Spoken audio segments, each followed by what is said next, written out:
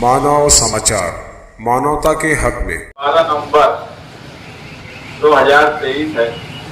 आज से 2 साल पहले मालेगांव शहर में एक ऐसा वाकया हुआ जो तारीख बन गया। हम यहाँ पर जो महीनों जेल में बेगुनाही की सजा काटे, वो 12 नवंबर होने की वजह से मैं सोचा को सबको बुला लिया जाए, क्योंकि हम जेल में 24 घंटा साथ में रहते थे, तो एक दूसरे से मिलना मिलाना हो जाएगा और जो तकलीफ हमने जेल में उठाई वो एक दूसरे से शेयर करेंगे। क्योंकि अभी साबिर भाई ने मालेगांव शहर की हिस्ट्री बताई कि मालेगांव शहर में कब कब तहरीकें चली और उन तहरीकों के बाद क्या हुआ। मगर ये वाकया जो था 12 नवंबर का, ये अपनी नवैयत का अनोखा वाकया था कि हमने कोई गुनाह नहीं किया, हमने कोई ऐसा काम नहीं किया जो लॉ एंड ऑर्डर के खिलाफ बात जाती हो, उसके बावजूद भी हमें महीनों जेल में रहना पड़ा। इसकी वजह मैं सिर्फ यही मानता हूँ कि शहर में सियासी दबदबा नहीं रहना अहम वजह है। नहीं तो पुलिस की मजाल नहीं रही माजी में कि इस तरह से लोगों को जेल में ठोस दे। और उसी दिन 12 नवंबर को ही दूसरे शहरों में भी इसी तरह का वाकया हुआ, लेकिन वहाँ लोग 22 दिन में छूट गए, कुछ लोग 8 दिन में भी छूटे, कुछ 1 महीने में भी छूट गए। मगर मालेगांव शहर में ऐसा नहीं हो सका। पुलिस ने जिस तरह से गुनाह दाखिल की थी, अगर यहाँ खान साहब बैठे हैं जिनका काम यहीं तक था सेशन कोर्ट तक, मगर हाईकोर्ट की हर तारीख पे वो हाजिर रहे, क्योंकि आधे से ज्यादा लोग हाईकोर्ट के ऑर्डर के बाद छूटे थे। हो सकता है उनको इस बात का इल्म ना हो, लेकिन हर तारीख पे काम काज उनका छोड़कर मैं हमेशा एक बात बोलता हूँ कि मुफ्त में काम करना एक बात होती है, वो तो किया जा सकता कौम मिल्लत के लिए, मगर अपना काम छोड़कर जहाँ से उनकी रोजी रोटी है, जहाँ से पैसा आ सकता है, वो छोड़कर वो मुंबई हर तारीख पे मेरे साथ में जाते थे, जिसको मैं बड़ी बात मानता हूँ। हमारे फारूक मेमन साहब का इंतकाल हो गया, उनको भी इस वक्त सबके सामने, महफिल के सामने याद करना इसलिए जरूरी है कि अव्वल दिन से जामीन कराने तक वो मुसलसल लगे रहे। और हम लोग तो जब कोर्ट में हाजिर भी हुए तो फारूक मेमन और खलील वकील यही 2 लोग थे जो ऑनलाइन हाजिरी हुई, तो कहीं ना कहीं उस वक्त भी उन्होंने हिम्मत दी थी। जेल में ऐसे लोग थे जो अपना कोई ऐसा आदमी नहीं था जो तकलीफ ना उठाया हो, क्योंकि यहाँ पर जो लोग हैं ये जेल में रहने वाले लोग ही नहीं थे।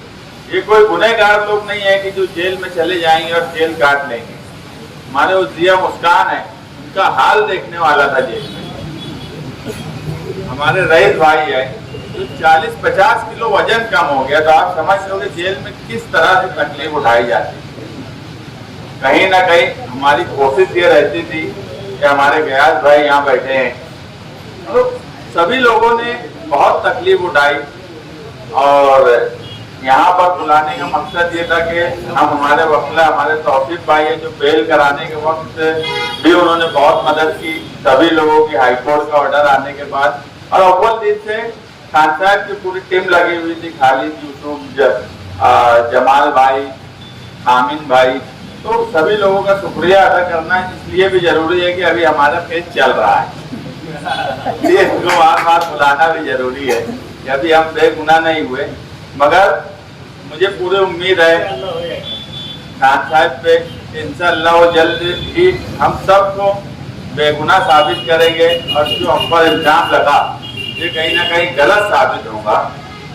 कानूनी लड़ाई हम लड़ते रहेंगे, मगर आने वाले वक्त में मैं यहाँ पर किसी पार्टी का नाम नहीं लूँगा, किसी लीडर का भी नाम नहीं लूँगा, मगर अवामी अदालत में बहरहाल 12 नवंबर जो सवाल है उसका जवाब भी आवाम को देना होगा। और इस शहर की आवाम जो इलेक्शन है वही अवामी अदालत होती है। उस वक्त क्या हुआ शहर में, इसकी क्या जिम्मेदारी थी, मुझे नहीं लगता कि मुझे ये बताने की जरूरत है। मालेगांव शहर की आवाम सियासी तौर पर बहुत बेदार है और वो आने वाले वक्त में अवामी अदालत में जरूर 12 नवंबर जो सवाल है उसका जवाब देंगी और ये 12 नवंबर जो है ये कहीं ना कहीं इस शहर में सियासी दबदबा जो खत्म हुआ उसे वापस लाएंगी। मैं यहाँ पर किसान हिंद का शुक्रिया अदा करना सबके सामने इसलिए जरूरी समझता हूँ कि जब हम लोग जेल में थे उस वक्त वाहिद ये लीडर थी जो रोड पर आकर एहतजाज करी। हम सब यहाँ बैठे हैं, मेरे ख्याल से सभी लोगों ने न्यूज चैनल पे धरने का और उस वक्त और हम सबके घर के लोग भी उस तहरीक में शामिल रहे। तो ये बड़ी हिम्मत की बात थी। जिस वक्त लीडरान सिटी पुलिस स्टेशन के रोड से गुजरने से डरते थे, मैं लीडरान बोल रहा हूँ, मैंने ये भी सुना कि कुछ लीडरों को जब सिटी पुलिस स्टेशन में हमारे लोग जेल में थे तो आवाज देकर बुलाने की कोशिश किए।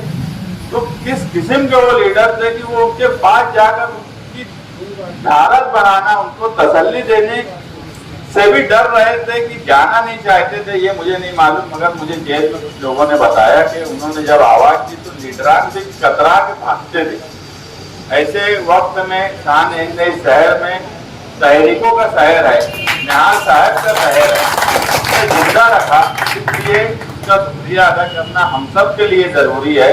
की ज्यादती की वजह से जो महदूद पकड़ा गया, जहाँ तक के उस वक्त का बंद था वो मुकम्मल पूरा मन था, लेकिन पुलिस ने हजरत कुछ कशीदगी की वजह से बिला वजह जो रास्ते से लोग आ रहे जा रहे थे और कुछ सियासत भी थी, कुछ लोगों को चुन चुन कर इसमें पकड़ा गया, उसे इल्जाम लगाए गए और इस तरह सिटी पुलिस स्टेशन में 2 जराए और ऐसा नगर पुलिस स्टेशन में बस स्टैंड के खिलाफ 2 दुकानों को नुकसान पहुंचा, ऐसे 3 केस लगाए।